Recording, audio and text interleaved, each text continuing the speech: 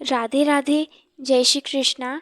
श्री राधा रानी की कृपा से हम कली अवतार श्री राधा कृष्ण मिलत तनु श्री कृष्ण चैतन्य महाप्रभु जी के अति पावन चरित्र को श्रवण पान कर रहे थे। श्री कृपा से आज श्री कृष्ण चैतन्य महाप्रभु जी के पावन चरित्र का भाग 67 है। अब हमने जैसे कि अन्य भागों में, पिछले भागों में सुना था कि महाप्रभु जी काशी को आए थे।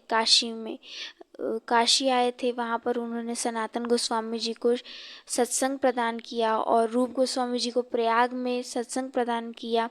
फिर सत्संग प्रदान करने के पश्चात महाप्रभु ने कुछ कार्य दिए जो वृंदावन में सनातन गोस्वामी जी को करना था, जैसे कि जो वृंदावन में छुपे स्थल थे उन्हें प्रकट करना और श्री विग्रह और ग्रंथ लिखकर भक्ति का प्रचार प्रसार करना था। यह सारे कार्य महाप्रभु जी ने श्री सनातन गोस्वामी जी को प्रदान किया था और वह कार्य रूप गोस्वामी जी या सनातन गोस्वामी जी कर रहे थे। यह हमने कल के भाग में देखा था।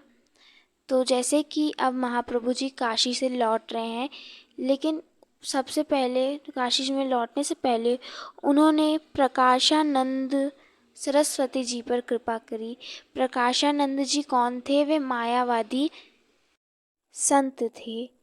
तो उन्होंने जब चैतन्य महाप्रभु जी के बारे में सुना था कि ये जो महापुरुष हैं यह कृष्ण कृष्ण करके रोते हैं, तो जो प्रकाशानंद जी थे उन्हें यह बात पर बड़ा क्रोध आता था कि ये कौन सी भक्ति है जिसमें कोई प्रभु का नाम लेके रोए। ये कोई भक्ति नहीं, शास्त्र पढ़ा जाता है। वो ऐसा कहा करते थे। उन्होंने यह भी कहा था कि जब वे आएंगे तो मैं एक बार उनको देखूंगा तो मैं उनको समझाऊंगा। तो तब काशी में ही वह रहते थे। तो अब महाप्रभु जी काशी में पधारे और जब वे दोनों आमने सामने आए, महाप्रभु जी और प्रकाशानंद सरस्वती जी, तो उनके बीच में शास्त्रवाद हुआ। जैसे ही प्रकाशानंद सरस्वती जी ने महाप्रभु जी के दर्शन किए थे, आधा तो जो उनके अंदर जो अहंकार था वह निकल गया था। परंतु जब उन्हें शास्त्रवाद किया महाप्रभु जी से, महाप्रभु जी ने उनके जो प्रश्न थे उनके सटीक उत्तर उनको समझाए। तो तब उस वक्त प्रकाशानंद सरस्वती जी ने वहीं पर दोनों भुजाओं को ऊपर उठाकर यह कहा कि मैं गौर का हूँ और गौर जितनी भी उत्तर दे रहे हैं सब सही कह रहे हूँ, मैं ही गलत हूँ। अब से मैं गौर का हूँ। तब गौर ने उनको अपनाया और गौर ने उन पर कृपा की। फिर प्रबोधानंद सरस्वती जी उनका नाम पड़ गया। प्रबोधानंद, प्रकाशानंद से उनका नाम प्रबोधानंद सरस्वती पड़ गया। तो चैतन्य महाप्रभु जी ने उनसे यह कहा कि अब आप, उन्होंने आज्ञा मानी कि महाप्रभु जी मुझे कुछ आज्ञा दीजिए। तो तब चैतन्य महाप्रभु जी ने उनको आज्ञा देते हुए कहा कि अब आप वृंदावन में जाइए और वहाँ पर ग्रंथ लिखिए। तब प्रबोधानंद जी ने महाप्रभु जी की बातों को मानकर वे वृंदावन में जाकर ग्रंथ को प्रकट करने लग गए, लिखने लग गए। तो अब महाप्रभु जी ने सारे भक्तजनों को आज्ञा देकर वृंदावन भेज दिया। वहाँ पर उन्होंने षड गोस्वामियों को चुना, फिर सबको नियुक्त किया। उन षष्ठ गोस्वामियों के हम नाम जान लेते हैं। तो इन 6 गोस्वामियों का नाम है श्री रूप गोस्वामी, श्री सनातन गोस्वामी, श्री जीव गोस्वामी, श्री रघुनाथ भट्ट गोस्वामी, श्री गोपाल भट्ट गोस्वामी और श्री रघुनाथ दास गोस्वामी। यह 6 गोस्वामी हुए हैं जिनको महाप्रभु जी ने नियुक्त किया था। अब महाप्रभु जी फिर से पुरी चले जाते हैं और आगे के 12 वर्षों को वे पुरी में बताएंगे और वहाँ पर वे जो वृंदावन की जो सारी लीलाएं हैं वे स्मरण करेंगे और उन लीलाओं को चिंतन करेंगे। अब महाप्रभु जी यहाँ पर पुरी में वह बैठ के सारी लीलाओं का चिंतन कर रहे हैं। वहाँ वृंदावन में जो सारे षड गोस्वामी हैं, जो सारे गौर के परिकर हैं, वह वृंदावन में जगह जगह पे जाकर नई नई स्थानों को खोज कर रहे हैं, नए नए शिव विग्रह को प्रकट कर रहे हैं। जैसे कि हम देख रहे थे कि रूप गोस्वामी जी ने गोविंद देव जी को प्रकट किया था और सनातन गोस्वामी जी ने मदन मोहन जी को प्रकट किया था। ये हमने कल देखा था। और अनेक अनेक गोस्वामियों ने प्रकट किया। अब महाप्रभु जी पुरी में हैं और एक भक्त हैं जो हैं नारायण भट्ट जी। ये किनके अवतार हैं? ये हैं नारद जी के अवतार हैं नारायण भट्ट जी। ये वृंदावन में गए, इन्होंने बरसानों को खोजा और वहाँ पर श्री जी के विग्रह को लगाया और भजन कीर्तन किया। महाप्रभु जी को यह सारी बातें पत्र से पता चलती रहती थी और जब महाप्रभु जी सुनते कि आज यह विग्रह हुए, आज इस कुंज को पता किया गया, आज इस कुंड को पता किया गया, तो यह बात सुनकर महाप्रभु जी बड़े खुश होते। और वहीं पुरी में ही महाप्रभु जी करताल बजा बजा कर खूब कीर्तन करते पुरी में ही। जब यह सुनते कि आज यह ऐसा हुआ, आज ऐसा हुआ, वृंदावन की हर बातों को सुन के महाप्रभु जी बड़े खुश होते। तब किसी ने महाप्रभु जी से पूछा कि महाप्रभु जी, वृंदावन तो आप ही के अंदर है, आप ही तो बिहारी जी हो, आपके अंदर तो वृंदावन रमण है करता है। तब वे कहे, अरे भले ही वृंदावन मेरे अंदर है, वृंदावन मेरे में है, परंतु जो आने वाला समय है उनमें जो भक्त जन होंगे वो तो वृंदावन का दर्शन करेंगे, उन्हें तो कुछ पता चलेगा। तो यह बात सुनकर सब प्रसन्न हो गए कि महाप्रभु जी आने वाले भक्तजनों के बारे में कितना सोच रहे हैं और नए नए विग्रहों को प्रकट कर रहे हैं, स्थानों को प्रकट किया जा रहा है। तो एक भक्त हुए हैं लोकनाथ जी। यह भी गोस्वामी है, यह भी वहीं पर वृंदावन के प्रकाश में कार्य में लगे हुए थे।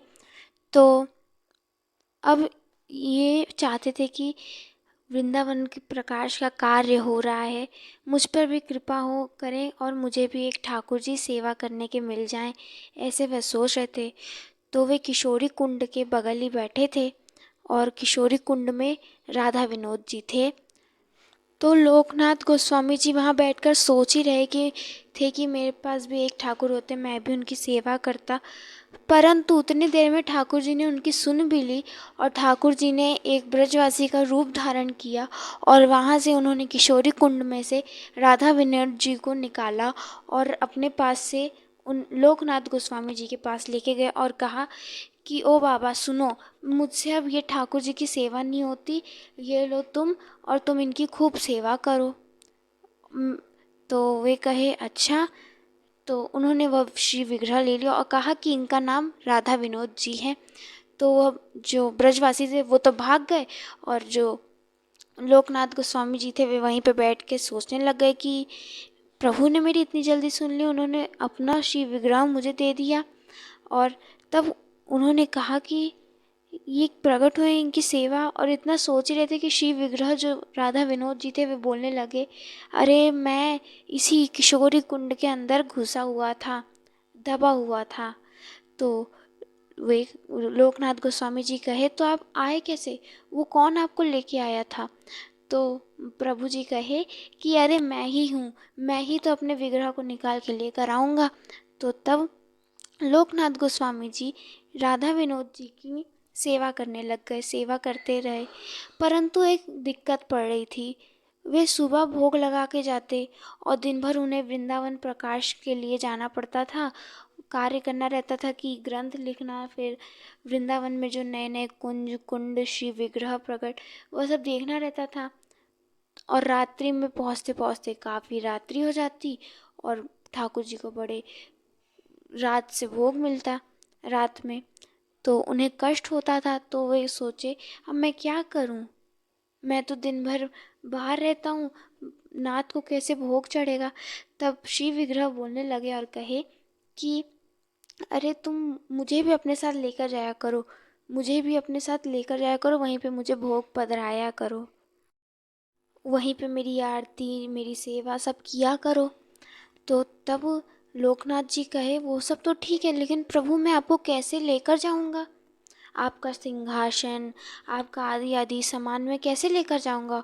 और वहाँ पे मुझे पुस्तक भी पकड़नी रहती है और कलम लेना रहता है, कागज़ से लिखना भी रहता है, मैं कैसे करूँगा ये सब? तो ठाकुर जी कहे, अरे इतना कुछ करने की आवश्यकता नहीं, तुम जूट का झोला बनवा लो, उस झोले में तुम मुझे रखो, मैं तुम्हारे पास ही रहूँगा, वहीं पे मैं तुम्हारी सेवा को स्वीकार करता रहूँगा। तुम मुझे अपने साथ लेके जाओगे, तुम्हारा एक फ़ायदा भी होगा। क्या?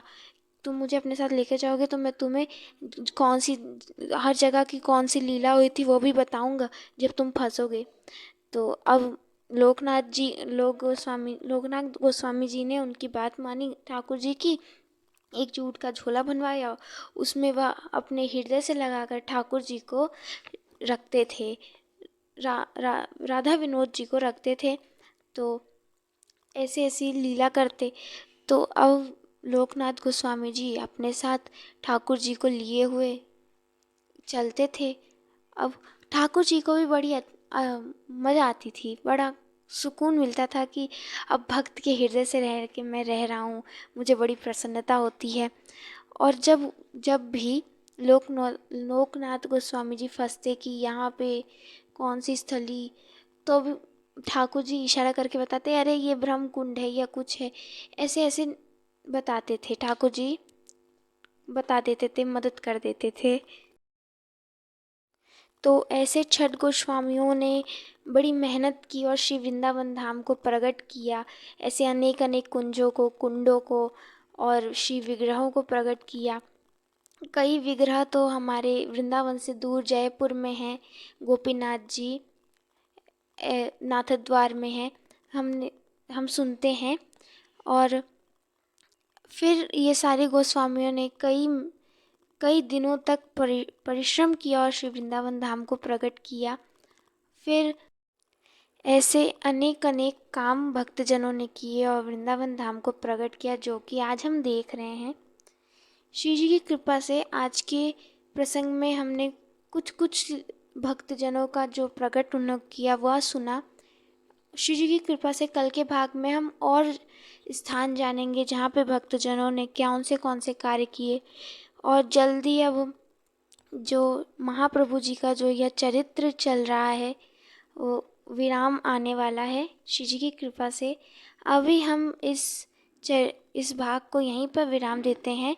तब तक के लिए आप सभी भक्तों को राधे राधे, जय श्री कृष्ण।